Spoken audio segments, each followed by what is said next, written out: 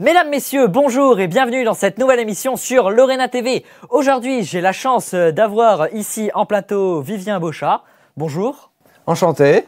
Eh bien, d'abord, je vais te laisser te présenter. Merci. Donc, je m'appelle Vivien Bochat, j'ai 35 ans et je travaille au niveau professionnel dans le domaine agricole, agronomique.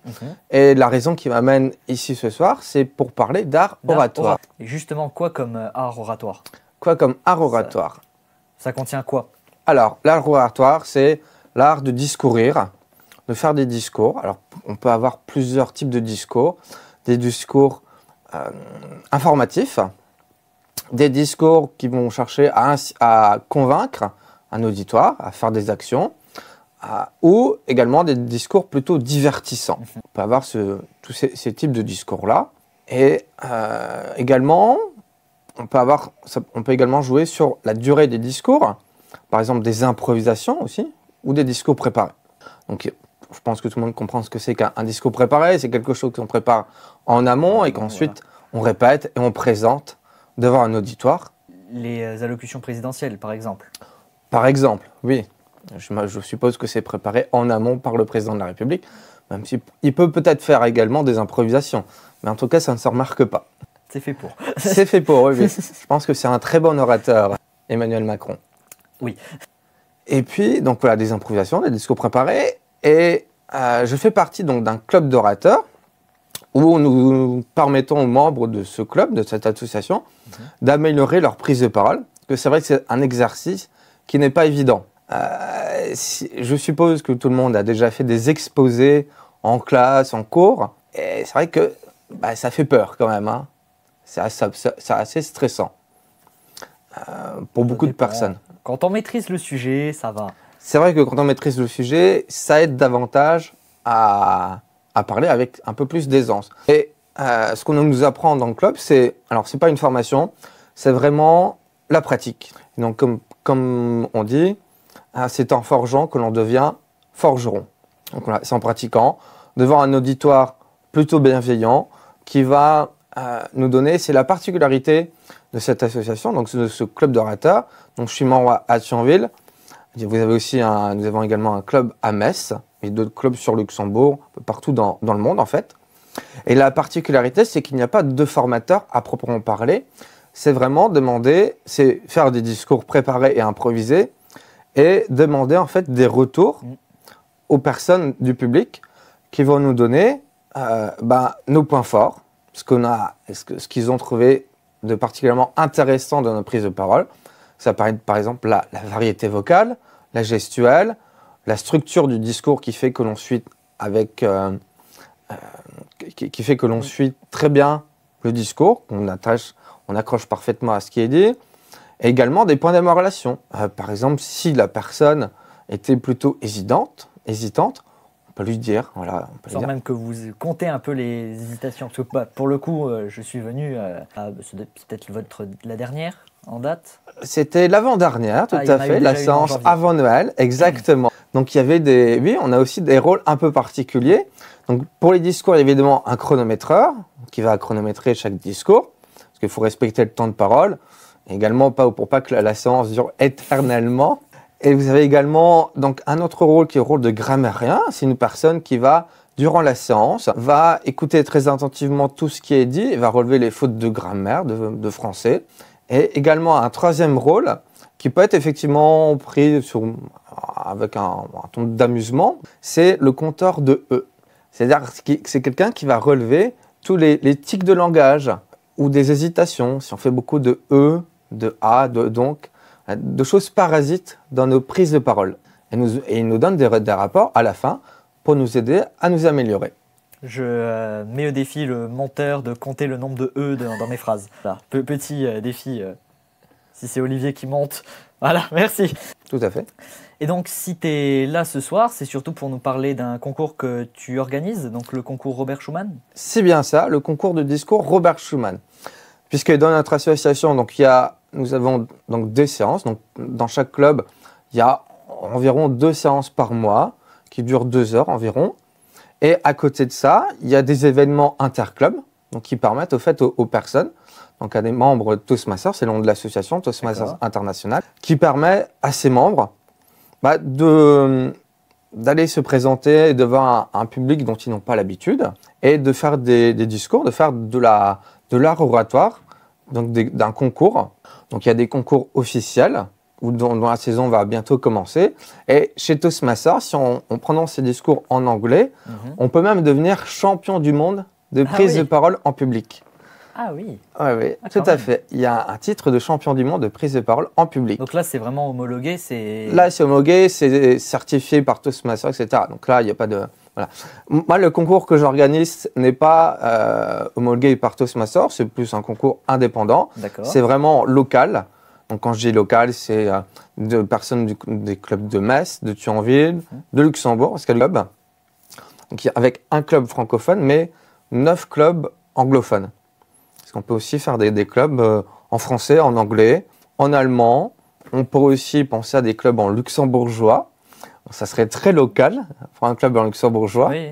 Et le but, là, le concours, c'est donc de réunir donc, tous ces Toastmasters, ces membres Toastmasters, de les réunir au même endroit et à leur proposer de faire des discours. Et c'est justement là la particularité du concours de discours Robert Schuman, leur proposer de faire des discours dans des langues dont on n'a pas l'habitude, donc en dehors de notre langue natale.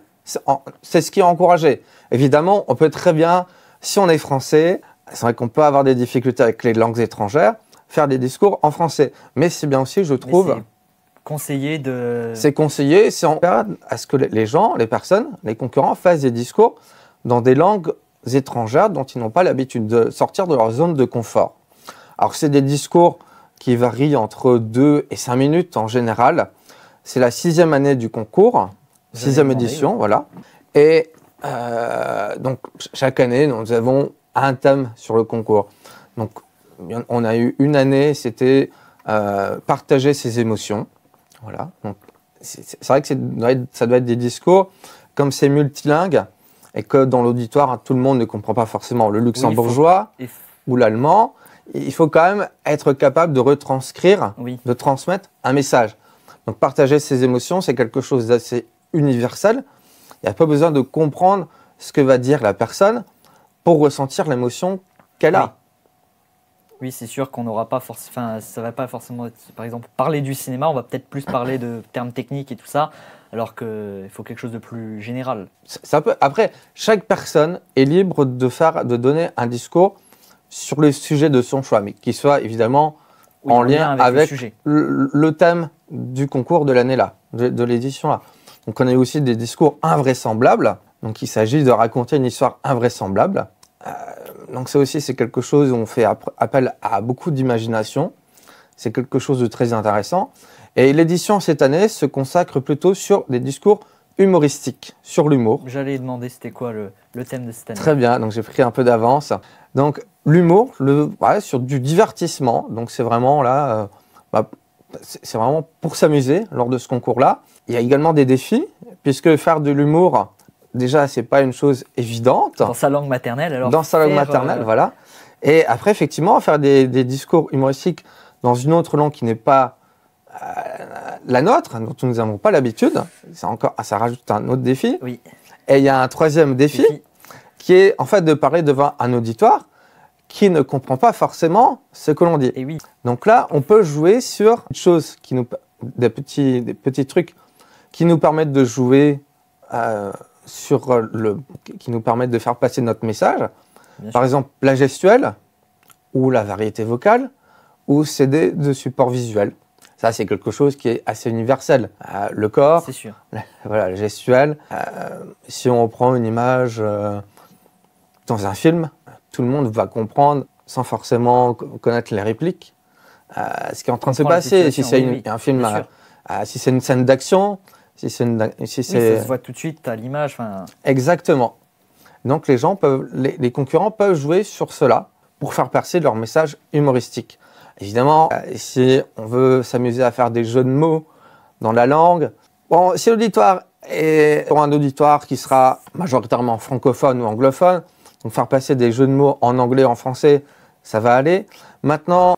Et encore, si on comprend pas beaucoup l'anglais, les jeux de mots, faut déjà un niveau d'anglais assez avancé pour comprendre les jeux de mots. Bon, Surtout quand on joue sur les prononciations ou quelque chose comme ça. Oui, on a quand même des personnes dans l'auditoire qui sont anglophones. Ah. Donc, il n'y a pas de... Ils comprendront. Et après, l'avantage, c'est que, justement, si des gens se mettent à rire dans l'auditoire, bah souvent, on va aussi se mettre à rire, même si on ne comprend pas forcément ce qui est dit. Voilà, faire des jeux de mots par exemple, en luxembourgeois, là, il n'y aura pas beaucoup de personnes qui vont comprendre le luxembourgeois. Bon, là, on peut penser que la personne elles peuvent tout à fait essayer de faire des jeux de mots en luxembourgeois. Je ne suis pas sûr, néanmoins, que ça provoque l'effet escompté dans le public. Il y aura peut-être 3 personnes au fond, ceux qui comprennent le luxembourgeois. Peut-être, voilà. Et la particularité cette année, par rapport aux autres années, c'est que les autres années, les langues autorisées étaient le français, le luxembourgeois, l'anglais et l'allemand. Et la particularité de cette édition, donc c'est le concours Robert Schuman, donc c'est l'Europe, c'est de permettre à ce qu'on puisse prononcer un discours dans une des 24 langues officielles de l'Union européenne, plus le luxembourgeois. Donc ça rajoute encore la difficulté. Voilà. Oui, une belle palette de langues. Exactement, il y a le choix. Il y a le choix, et d'autant plus que si quelqu'un se met à parler polonais, par exemple, là, pour le coup, je pense que personne dans l'histoire, ou très peu, mais vraiment très peu de personnes comprendront. Donc là, il faut encore plus jouer sur la gestuelle et exactement. Sur la voix. Ça donne un beau challenge en plus. Voilà, ça rajoute du challenge. Après, libre aux gens, aux personnes, aux participants, de choisir leur langue. Ils connaissent, ils savent à peu près dans le public s'il y aura une majorité de francophones, d'anglophones. Donc ils peuvent choisir plutôt la facilité de faire leur discours humoristique en anglais ou en français, ou plutôt de choisir des défis plus importants. Alors si ce sont des personnes natives, puisque à Luxembourg, il y a quand même pas mal de membres des clubs Toastmasters qui ne sont pas forcément luxembourgeois, qui proviennent d'autres pays en Europe. Vous avez des Polonais, des Roumains, donc ils peuvent très bien faire un discours humoristique dans leur langue natale. Voilà. Évidemment, là, il faut beaucoup jouer sur la gestuelle, etc., pour se comprendre. Et vous avez encore le défi supplémentaire, qui est de prononcer dans une langue qu'on ne maîtrise pas, et qui ne soit pas le français ni l'anglais. Donc, pour ma part, ça serait par exemple prononcer un discours en polonais. Ça serait déjà la difficulté de prononcer pour moi en polonais. Il faudrait déjà que j'apprenne quelques mots de polonais. Oui. Essayer de faire de l'humour en polonais. Et ensuite, voilà, devant un auditoire qui ne comprend pas vraiment le polonais. Voilà. Mais chacun est libre du coup du degré de difficulté qu'il souhaite. Et c'est ça, je trouve sympathique. Chacun peut s'amuser, et peut se défier, sortir de sa zone de confort comme il l'entend. C'est aussi une possibilité pour des personnes qui n'ont pas forcément l'habitude de faire des concours d'art oratoire, de se lancer, car il n'y a pas d'enjeu particulier lors de ce concours-là. C'est vraiment pour s'amuser. Est-ce qu'il y a quand même un podium, entre guillemets, même si qu'il n'y a pas de prix à la fin, est-ce que les personnes sont quand même départagées? Oui, nous avons quand même un vote du public, des discours coup de cœur. Donc dans les catégories, alors ça ne sera pas par langue cette année, ça sera par niveau de difficulté. D'accord. Donc vous aurez une catégorie pour les discours qui auront été prononcés en français, en anglais, avec des personnes qui maîtrisent ces deux langues-là. Et pareil pour des personnes qui seraient natives dans d'autres langues, et ainsi de suite. Donc ça fait 3-4 catégories. Les gens pourront monter pour leur coup de cœur, ou pour le prix du plus courageux, du discours le plus courageux, voilà, pour récompenser justement cette prise de risque. Et donc voilà, il y aura des prix de coup de cœur qui seront récompensés par des jolis diplômes, avec des certificats de participation également, et puis peut-être 1 à 2 surprises. J'allais y venir. Très bien. C'était ma prochaine question. Donc j'ai je cru comprendre qu'il y avait quelques surprises lors de cet événement. Il y a notamment justement un humoriste. Oui, exactement. Puisque la semaine qui vient, là, donc du 13 au 19 janvier, sur Metz, il y a également donc, le Festival de l'humour. Je crois savoir que c'est sa 3e édition. Et je me suis dit, alors ce sont des événements différents, le concours Robert Schuman et le Festival de l'humour. Mais le thème du concours cette année étant l'humour, je me suis dit, bah, pourquoi pas faire venir un humoriste, en l'occurrence Julien Strelzik, au concours Robert Schumann. Donc, il nous fera l'honneur d'être présent en début de concours pendant 30 minutes environ. Il a accepté de venir. Je trouve ça très sympa de sa part, très gentil de sa part. Donc, il devrait venir avec 2-3 surprises pour les gagnants par rapport au festival. Et qui peut participer? Est-ce que c'est uniquement des membres Toastmasters ou c'est un peu plus Non. élargi? Évidemment, tous les membres Toastmasters peuvent y participer, mais le but, c'est également d'ouvrir ce concours à toute personne qui souhaite prendre la parole, qui souhaite faire un discours humoristique. Chacun est libre, voilà, donc c'est pour ça, c'est l'objectif aussi. S'il y a des personnes qui souhaitent, qui aiment bien l'humour, ont envie de s'essayer à faire des discours humoristiques, ou même qui ont l'habitude, sans être membre Toastmasters, ils sont les bienvenus pour participer, avec grand plaisir. Et il n'y a pas de conditions, enfin, c'est vraiment, par exemple, si là, Walter a envie de participer, il peut venir. Il peut venir, tout à fait. Il suffit de s'inscrire sur le site du concours. Donc le site? Le site, donc, c'est Robert Schumann Speech Contest.com. Et donc, vous avez une page en anglais, une page en français. Et il suffit de se réinscrire sur le site. Le prix pour participer, donc, cette année, c'est prix libre. Donc, chacun paye ce qu'il veut. Ça sera un paiement sur place. Les gens peuvent très bien dire, non, je ne paye rien. Je viens gratuitement. Ça sera accepté. Ou les gens peuvent très bien dire, ok, c'est un bel événement. Je vais soutenir en donnant, en payant une place. Sachant que le prix, c'est surtout pour l'organisation et tout ça. Le prix, c'est aussi compter. Oui, alors le prix, c'est surtout la location de salle, voilà. Plus après avoir des boissons, de quoi goûter également, puisqu'il y aura également des pauses. Ça sera pas, puisque donc, le concours a lieu de 14h à 18h, ça ne sera pas 4 heures non-stop. De quelqu'un qui parle. Voilà, de gens, de discours, etc. Ça sera interrompu. Voilà, on aura aussi des pauses. Donc il faut bien que les personnes puissent boire, manger pendant ces pauses-là, en même temps discuter, pour pouvoir échanger avec d'autres personnes. Et c'est aussi, je trouve, quelque chose d'intéressant, soit d'échanger sur les discours qui ont eu lieu.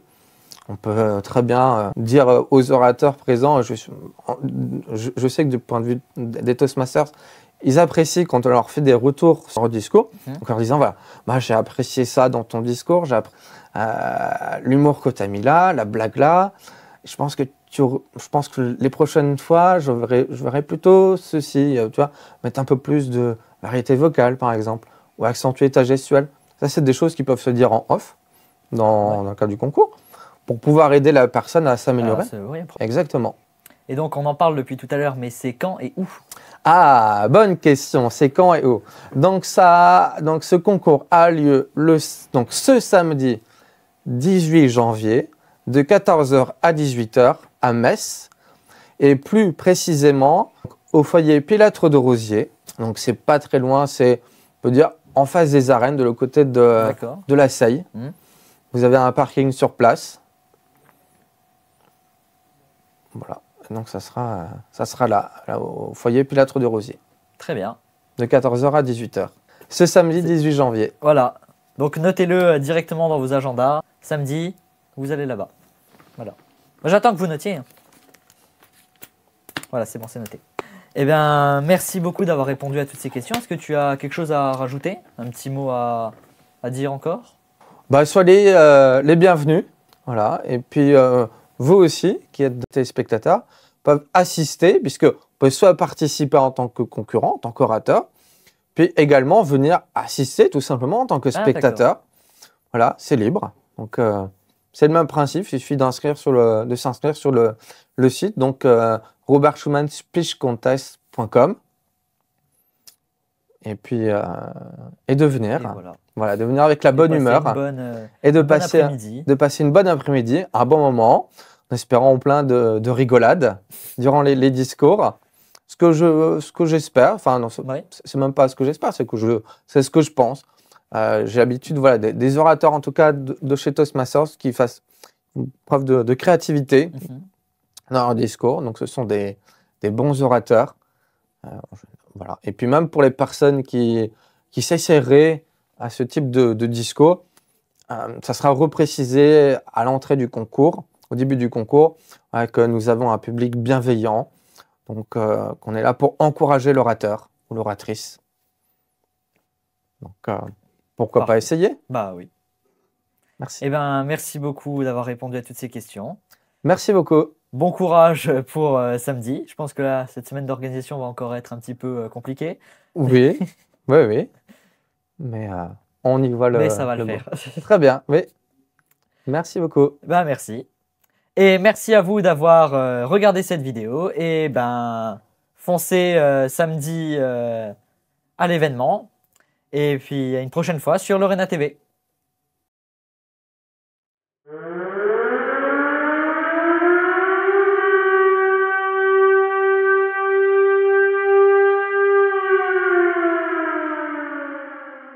Je mets au défi le monteur de compter le nombre de E dans mes phrases. Voilà, petit défi. Quoi comme art, les allocutions présidentielles. Pour le coup, je suis venu essayer de... C'est conseillé. Alors qu'il faut quelque chose de plus que si quelqu'un se tuel et... Exact. Est-ce qu'il y a quand même... qui avait quelques... Il y a notamment, justement, c'est vraiment, par exemple, si là, que le prix, savoir regarder cette vidéo, foncez samedi... Personne m'aime.